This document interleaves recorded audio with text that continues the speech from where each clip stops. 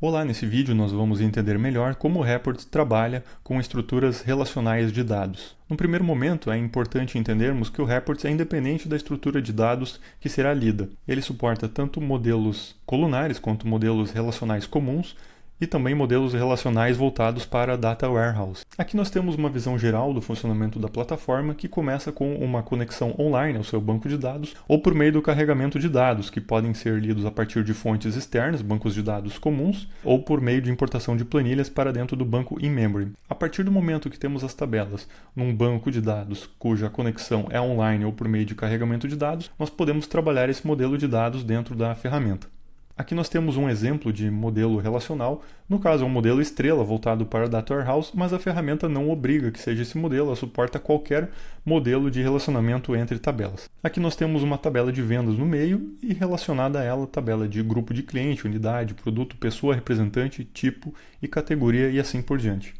Aqui eu tenho um modelo pronto, mas nós vamos em seguida construir esse modelo, montar esse modelo do zero a partir do banco de dados. Então eu vou limpar aqui a área, vou mostrar como se dá a criação do zero. A área de criação de estruturas de dados, nós vamos criar uma estrutura de dados, vamos conectar nesse banco de dados e vamos chamar de estruturas teste. A partir desse momento nós podemos selecionar as tabelas que nós precisamos que estejam nessa estrutura para a construção dos gráficos e dos relatórios. Vamos simplesmente organizarmos aqui as tabelas antes de marcar os campos e o próximo passo é selecionar os atributos que nós precisamos para as análises. Como eu já tenho esse modelo pronto, eu vou simplesmente abrir, eu já deixei ele salvo e ele tem exatamente os campos que eu preciso já selecionados. A partir desse modelo de tabelas relacionadas e atributos selecionados, nós aplicamos a consulta. A partir desse momento, nós podemos executar a consulta para validar os dados.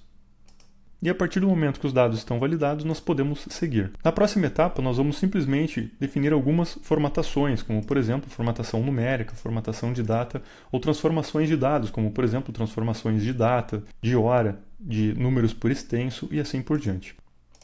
Na próxima etapa, nós vamos criar os parâmetros, que são os filtros em cima dessa massa de dados. E nós temos várias formas de fazer isso. Nós podemos, por exemplo, importar do catálogo parâmetros comuns, como por exemplo, o ano atual, o mês atual ou o estado. Nós podemos também importar de outros relatórios ou de outra estrutura, ou podemos também criar parâmetros manualmente. Vou criar aqui um parâmetro, e esse parâmetro pode ser alimentado a partir de uma tabela, como por exemplo a tabela de categorias. A partir do momento que nós temos o parâmetro criado, nós podemos utilizar ele em algum filtro. Nesse caso aqui eu vou utilizar a criação assistida, que é uma criação que a ferramenta já supõe os parâmetros de filtro com base nas tabelas satélite. Pronto. Próxima etapa é a vinculação dos parâmetros com os campos da base de dados que já foi pressuposta com base em operador in. Próximo passo é simplesmente uma conferência e a gravação da estrutura. A partir do momento que nós temos a estrutura de dados, nós podemos simplesmente criar vários relatórios ou dashboards sobre essa estrutura. Eu vou criar rapidamente um dashboard agora. Primeiramente, nós vamos criar então um gráfico de blocos por categoria. Pronto. Agora nós vamos criar um gráfico de pizza por representante.